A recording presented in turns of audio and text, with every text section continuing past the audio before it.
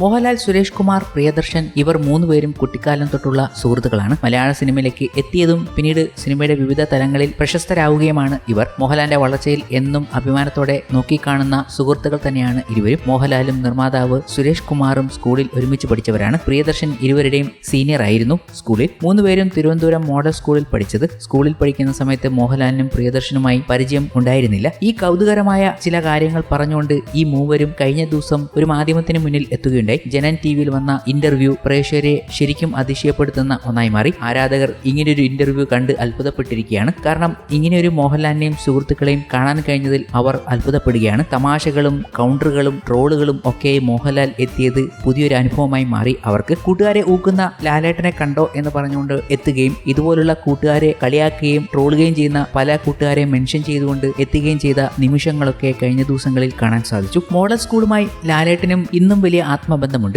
തിരുവനന്തപുരത്ത് പോകുമ്പോൾ എപ്പോഴും സ്കൂളിന്റെ മുന്നിലൂടെ പോകാൻ അദ്ദേഹം ശ്രദ്ധിക്കാറുണ്ട്. ലാലേട്ടൻ സിനിമയിൽ എത്താൻ കാരണം സുരേഷ് കുമാർ ആണെന്ന് പലപ്പോഴായി പറഞ്ഞിട്ടുണ്ട്. നവോദയയിലേക്ക് ലാലേട്ടന്റെ ചിത്രങ്ങൾ അയച്ചു കൊടുത്തത് സുരേഷ് കുമാർ ആയിരുന്നു. കൂട്ടുകാർക്കിടയിലെ വിശേഷങ്ങൾ പങ്കുവച്ച് മോഹൻലാലും പ്രിയദർശനും സുരേഷ് കുമാറും ജനൻ ടിവിയിലൂടെ സംസാരിക്കുന്നു. 5ാം ക്ലാസ്സിൽ പഠിക്കുമ്പോഴാണ് എനിക്ക് ആദ്യമായി ബെസ്റ്റ് ആക്ടർ അവാർഡ് കിട്ടുന്നത്. അന്ന് വരെ 10ാം ക്ലാസ് പഠിക്കുന്നവർക്കാണ് ബെസ്റ്റ് ആക്ടർ കിട്ടിയിരുന്നത്. 5ൽ പഠിക്കുന്ന എനിക്ക് കിട്ടിയപ്പോൾ വലിയ പ്രശ്നം ആയിരുന്നു. എന്നെ ആരൊക്കെയോ ഇടിക്കാൻ തയ്യാറായി നിന്നിരുന്നു. ആ നാടകത്തിന്റെ ടീച്ചർ മണിയൻപിള്ള രാജു ആയിരുന്നു. 90 വയസ്സുള്ള അപ്പൂപ്പന്റെ വേഷമായിരുന്നു അവതരിപ്പിച്ചത്. അത് സുരേഷിന്റെ അപ്പൂപ്പനെ നോക്കിയാണ് ചെയ്തതെന്ന് ലാലേട്ടൻ പറയുന്നുണ്ട്. ഒരു വട്ടം ലാൽ നാടകം കളിക്കുന്നത് കണ്ടിട്ട് ഞാനും നാടകം കളിക്കാൻ നോക്കി. അവസാനം ആ നാടകം പൊട്ടി പിള്ളേരെല്ലാം കൂവാൻ തുടങ്ങി. അതിൽ എന്നെ കുത്തിക്കൊല്ലുന്ന സീനായിരുന്നു. മുട്ടയിൽ ചുവപ്പ് നിറം മിക്സ് ചെയ്ത് വെച്ചിരുന്നു. എന്നെ കുത്തുന്ന സമയത്ത് മുട്ടയും പൊട്ടണം. പക്ഷേ മുട്ട താഴെ വീണു. അതിന് പുറത്തേക്ക് ഞാനും വീണു. വൻ കൂവലായിരുന്നു. അതിനുശേഷം എത്രയോ വർഷങ്ങൾ കഴിഞ്ഞാണ് സിനിമയിൽ അഭിനയിക്കുന്നത്. സുരേഷ് കുമാറിന്റെ വാക്കുകൾ ഇങ്ങനെ വന്നപ്പോൾ മറുവശത്ത് മോഹൻലാൽ ട്രോളുകയും ചെയ്യുന്നുണ്ട്. ഇതൊക്കെ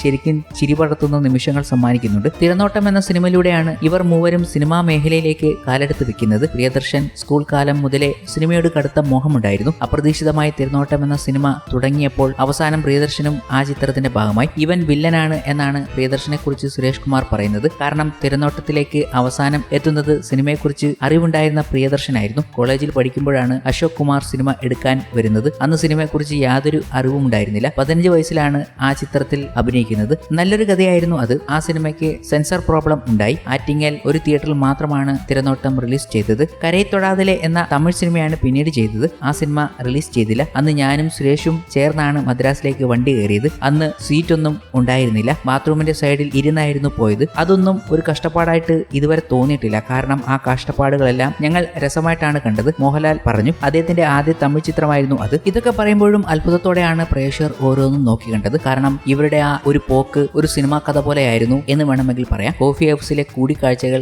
college life, Thiranottam cinema shoot, Tamil cinema പിടിക്കാൻ മദ്രാസിലേക്കുള്ള യാത്ര, സാമീസ് ലോഡ്ജിലെ താമസം, ഇവരുടെ ഫ്രണ്ട്ഷിപ്പ് വൈബ്, മറ്റുള്ള പലരും വന്ന് ആ ഗ്യാങ് വലുതാകുന്നത്, സുരേഷ് മേനക പ്രണയം, അങ്ങനെ ഇവരുടെ 3 പേരുടെയും ലൈഫ് വെച്ച് മാത്രം വർഷങ്ങൾക്ക് ശേഷം പോലൊരു സിനിമ എഴുതാനുള്ളത് ഉണ്ടായിരുന്നു. ഒരിക്കലും ആ കാലഘട്ടം അനുഭവിച്ചിട്ടില്ല എങ്കിൽ കൂടിയും ഇജാതി നൊസ്റ്റാൾജിയ വൈബായിരുന്നു ഇവരുടെ ആ വാക്കുകളിൽ നിന്നും നമുക്ക് കിട്ടിയത്. പ്രിയദർശൻ, മോഹൻലാൽ, സുരേഷ് കുമാറിന്റെ ആ ഒരു സൗഹൃദം അവരുടെ ആ ഒറ്റ ഇന്റർവ്യൂവിൽ നിന്ന് തന്നെ നമുക്ക് മനസ്സിലായി. ഈ കാര്യങ്ങളെ കുറിച്ചാണ് പ്രേക്ഷകർ പോലും സോഷ്യൽ മീഡിയയിൽ ചർച്ചയാക്കിയതും.